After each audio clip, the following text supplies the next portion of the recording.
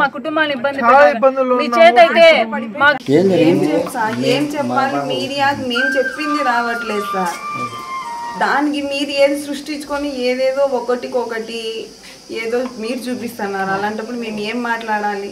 మేము ఒకటి మాట్లాడితే మేము మాట్లాడింది స్పష్టంగా అది వస్తే కదా సార్ మా బాధ తీరేది మీరు ఏం జరిగిందని చెప్పాలంటే చెప్పండి ఏం మా పాప సోమవారం పొద్దున 8 గంటలకు కాలేజ్ కని బయలుదేరింటే పాప వచ్చేసి కాలేజ్కి ఇంకా రాలేదని మా ఆయనకు మెసేజ్ పెట్టి కాల్ చేశారు పాప ఇంటికి కాలేజ్కి వెళ్ళలేదంట మా ఆయన ఫోన్ చేస్తే నేను ఇక్కడికి వచ్చాను మా సొంతూరు హనుమన్గుత్తి ఎరుగుంట్ల మండలం హనుమన్గుత్తి ఇక్కడికి చిన్న పొదుపు మీటింగ్గా నేను ఇక్కడికి వచ్చాను ఫోన్ చేసిన వెంటనే మా బావ కొడుకైన సురేంద్రను బైక్లో తీసుకొని వెంటనే బస్సుకి అయితే లేట్ అవుతుందని బైక్లో తీసుకొని వెళ్ళి కాలేజ్ దగ్గర విచారించుకుంటే పాప రావలేదమ్మా పొద్దున్న నుంచి కాలేజ్ కంటే ఫ్రెండ్స్ను విచారించుకుంటే మాతో గండికోటకు పోతానని చెప్పిందన్నారు ఆత్రంగా మా పాప కనిపించలేదని టెన్షన్లో మేము చేసిన మిస్టేక్ ఏంటంటే బాబును ఒక్కడిని పంపించడం మా పాప కనిపించలేదన్న ఆత్రంతో ఆ అబ్బాయి ఏం జరిగిందో అని వెళ్ళింటే నా కొడుకే నా కూతుర్ని చంపినా అని ఎంత నిర్దాక్షిణ్యంగా చెప్తారు సార్ అన్న చెల్లెని చంపుతాడా ఎంత పరువు ప్రతిష్ట కోసము అయితే 4 ఏళ్ళు వేసుకుంటాం తల్లిదండ్రులుగా కాదనట్లేదు చంపేంత క్రూరత్వంగా దిగజారలేదు సార్ ఇంకా అది సొంత అన్న పాప బట్టలు తీస్తాడా అన్నగారు బట్టలు తీస్తారా గొంతు బీసికి చంపేసినారా అదే మీకు వచ్చిందా రిపోర్ట్స్లో ఒప్పుకుంటా పాప ఒంటి మీద కాళ్ళు గాయాలు ఇవన్నీ పోస్ట్ మార్టం వచ్చిన తర్వాత కదా మీరు మాట్లాడాలా రేపు జరగలేదు మేము కూడా ఒప్పుకుంటాము మరి గాయాలు ఎట్టొచ్చే పిల్ల మీద ఆ గాయాల కల కారణాలు చెప్పండి మరి డ్రెస్సు లేకుండా లగ్నంగా ఎట్లా పడింది మీకు తోడుగుట్టిన వాళ్ళు లేరా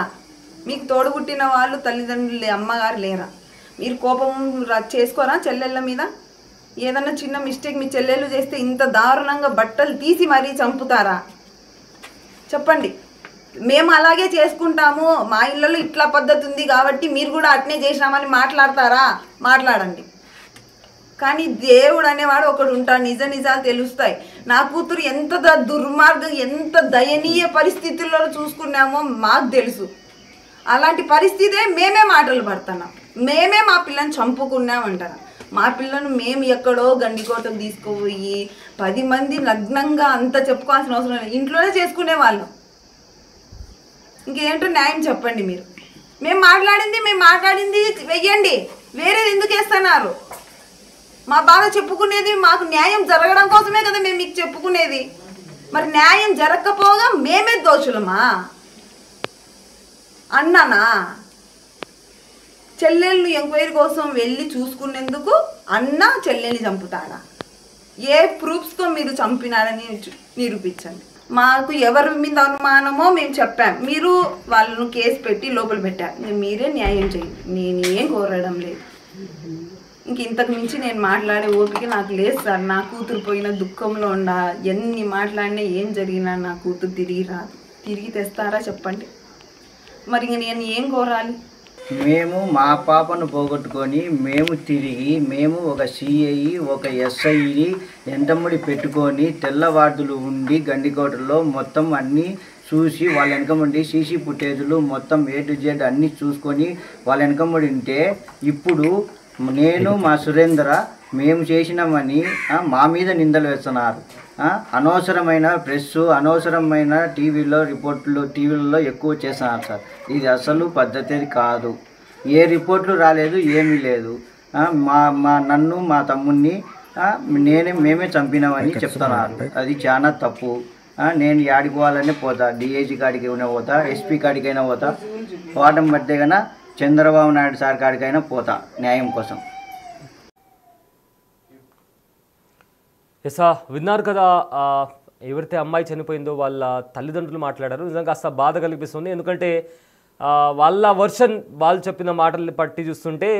మా కూతుర్ని మేము చంపుకోలేదు ఒకళ్ళు చంపుకోవాల్సి వస్తే అంత మా కూతుర్ని బట్టలు లేకుండా చూపించి చంపుకునేంత దీనస్థాయికి దిగజారలేదు మేమంటూ కూడా వాళ్ళు అంటున్నారు ఎందుకంటే అలా చంపుకోవాల్సి వస్తే మేము ఇంట్లోనే చంపుకుంటాం కదా, అలా బయటికి తీసుకెళ్ళి అది కూడా సొంత అన్న అలా నగ్నంగా తమ చెల్లిని ప్రపంచానికి చూపించాలని అనుకుంటాడా అంటూ కూడా వాళ్ళ మాటలు చాలా స్ట్రాంగ్గా ఉన్నాయి, చాలా డీప్గా కూడా ఉన్నాయి. మీకు అంటూ కూడా వాళ్ళు మాట్లాడుతున్నారు. వాళ్ళ తరపు నుంచి వాళ్ళు చెప్పేది ఏంటంటే నా కొడుకు అలాంటి చేయడు, అంత దిగజారలేదు మేమంటూ కూడా విద్యార్థి ఎవరైతే చనిపోయిందో వాళ్ళ తల్లిదండ్రులు మాట్లాడుతున్నారు. అండ్ ఆల్సో వాళ్ళ అన్న కూడా మాట్లాడుతూ నాకు ఇంకొక చెల్లుంది, సొంత చెల్లుంది, అయితే ఆ అమ్మాయి కూడా ప్రేమించి పెళ్లి చేసుకుంది, ఇప్పుడు ఆ అమ్మాయి కూడా వాళ్ళ పిల్లలు కూడా ఇక్కడే ఉంటున్నారు, తనని కూడా బాగా చూసుకుంటున్నాను, బాగా పరుగుల కుటుంబం మాది అంటూ కూడా వాళ్ళ తరపున వాళ్ళ వర్షన్ చెప్తున్నారు. సో ఇక మరోవైపు ఇక్కడ పోలీసుల వర్షన్ ఏంటంటే ఎవరైతే ప్రియుడున్నాడో లోకేష్, అతని పాత్ర ఈ హత్యలో లేదు అనేది కూడా పోలీసులు దాన్ని కూడా రూల్ అవుట్ చేశారు. అయితే మరి ఆ మూడో వ్యక్తి ఎవరు? ఎందుకంటే అంత దారుణంగా గండికోటలో ఉన్న ఒక టెంపుల్ వెనక